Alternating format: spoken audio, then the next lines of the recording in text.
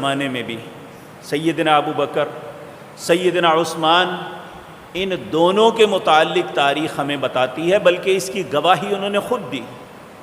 کہ ہم نے جاہلیت کے زمانے میں بھی کبھی کسی بت کی پوجا نہیں کی تھی۔